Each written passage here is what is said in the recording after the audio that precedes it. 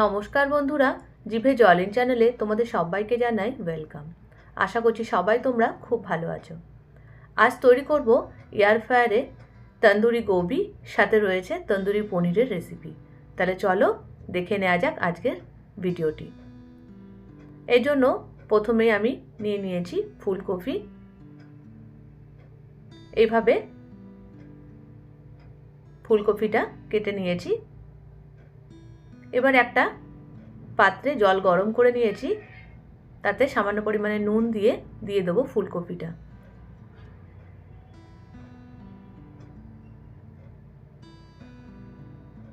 Boil হওয়া শুরু হয়ে গেলে ফুলকপিটা একটা পাত্রে তুলে নিচ্ছি, যাতে জলটা পুরোপুরি ফুলকপি থেকে ড্রেন আউট হয়ে যায়। এবার একটা বলে নিয়ে নিলাম টক দই, 4 স্পুন টক দই নিয়ে নিয়েছি, টিস্পুন। আর ভালো করে দইটা ফেটিয়ে তাতে নিয়ে নিলাম 2 স্পুন ময়দা,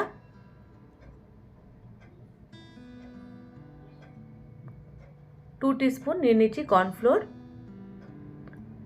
1 টিস্পুন রয়েছে আদা রসুন পেস্ট। ভালো করে সমস্ত উপকরণ মিক্স করে নেব। দিয়ে দিচ্ছি স্বাদমতো নুন, tandoori masala 1 teaspoon, half teaspoon রয়েছে হলুদ গুঁড়ো, half teaspoon red chilli powder. আর গুঁড়ো মশলার সাথে ভালো করে মশলাটা মাখিয়ে নেব। আর জল ঝরানো ফুলকপিটা এখানে এবারে অ্যাড করে দিচ্ছি। কোনো রকম জল কিন্তু এখানে ম্যারিনেশনের সময় অ্যাড করব না। ফুলকপি থেকে যে জলটা বেরোবে ওতেই কিন্তু খুব সুন্দর ম্যারিনেট হয়ে যাবে এটা। এবারে একটু গোলমরিচ গুঁড়ো দিয়ে দিলাম। আর এইভাবে স্ট্যান্ডিং টাইমে রেখে দেবো 15 থেকে 20 মিনিটের জন্য। তন্দুরি গোবি বানানোর জন্য যে স্টিকটা ব্যবহার করেছি, এই স্টিকগুলো এভাবে জলের মধ্যে 10-15 মিনিটের জন্য ডিপ করে রাখছি, যাতে টিক্কাগুলো বানানোর সময় কোনো রকম অসুবিধা না হয়। এখানে ম্যারিনেশন হয়ে গেছে। 15 মিনিট রেস্টে রাখার পরে 1 টিস্পুন দিয়ে দিলাম সাদা তেল, আর ভালো করে মাখিয়ে নিয়েছি। এবারে স্টিকের মধ্যে একে একে গোবিগুলো এভাবে গেঁথে দিচ্ছি। এভাবেই বাকিগুলোও তৈরি করে নেব।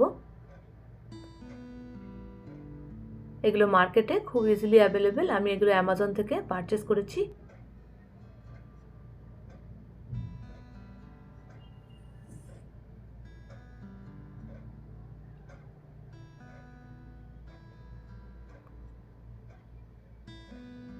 জলে ডিপ করে রাখার কারণে খুব সহজে এগুলো গাঁথতে অসুবিধা হচ্ছে না, সহজেই তৈরি হয়ে যাচ্ছে। এখানে সবগুলো করে তৈরি করা হয়ে গেছে। এবারে পনিরটা তৈরি করে নেব।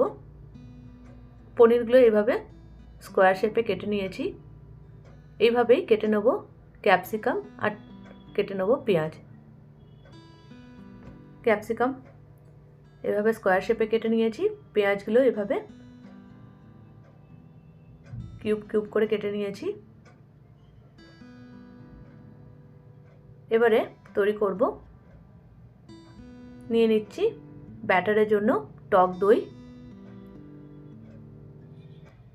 4 টিস্পুন নিয়ে নিলাম টক দই। ভালো করে ফেটিয়ে তাতে দিয়ে দিচ্ছি ময়দা 2 টিস্পুন দিয়ে দিলাম কর্নফ্লোর,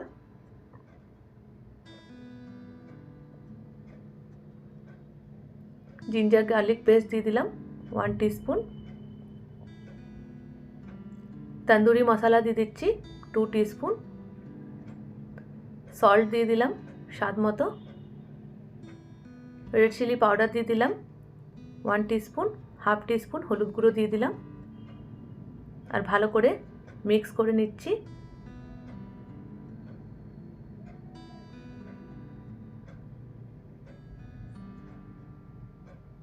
এবার দিয়ে দিচ্ছি সাদা তেল 1 টিস্পুন,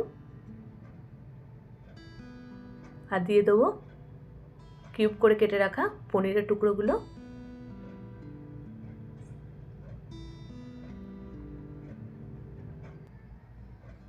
আর ভালো করে মিক্স করে নিয়ে তাতে দিয়ে দেবো আগে থেকে কেটে রাখা ক্যাপসিকাম আর পেঁয়াজ।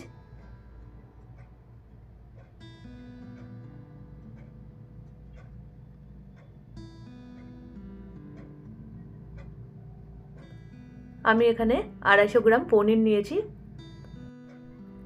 আর একটা মিডিয়াম সাইজের ক্যাপসিকাম, আর একটা নিয়েছি মিডিয়াম সাইজের পেঁয়াজ। সেই হিসাবে এখানে আমি মশলাটা তৈরি করে নিয়েছি। এবারে স্টিকের মধ্যে একটা একটা করে এভাবে ক্যাপসিকাম, তারপরে দিয়ে নিলাম একটা পনির, দিয়ে দিচ্ছি দুটো পেঁয়াজ, আরও একটা ক্যাপসিকাম, আর এভাবে দিয়ে দিলাম আরও একটা পনির। এভাবে বাকি স্টিকগুলো তৈরি করে নেব। এগুলো সব রেডি করা হয়ে গেছে। এবারে এয়ার ফ্রায়ারে একটু তেল ব্রাশ করে নিচ্ছি, সাদা তেল এখানে ব্রাশ করে নিয়েছি। দিয়ে দিচ্ছি গোবিটা তৈরি করার জন্য 160 ডিগ্রি ফারেনহাইটে 15 মিনিটের জন্য দিয়ে দিয়েছি।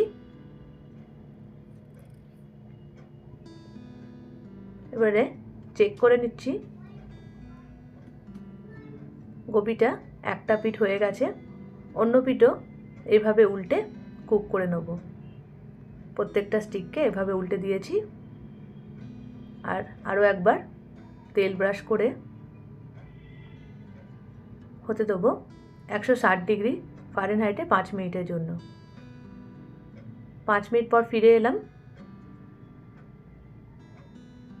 তন্দুরি গোবি কিন্তু একদম রেডি হয়ে গেছে। এইভাবেই তৈরি করে নেব তন্দুরি পনির।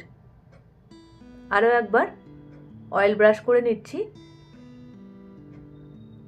আর পনিরের স্টিকগুলো সেই একইভাবে বসিয়ে দিলাম।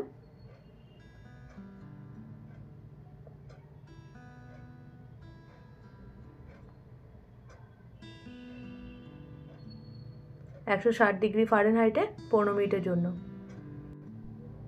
যতক্ষণ পনিরটা রেডি হচ্ছে ততক্ষণে আমি একটা স্যালাড তৈরি করে নেব।